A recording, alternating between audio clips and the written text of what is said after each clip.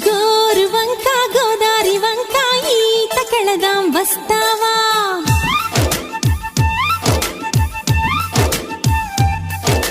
గోరు వంక గోదారి వంక ఈత కళదాం వస్తావా?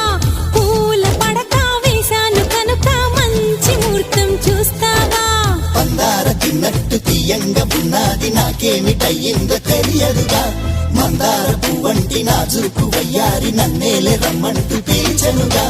కలవరమా చెరిసగమా ఏమని చెప్పను భామా, ఎంతని దాచను రామా.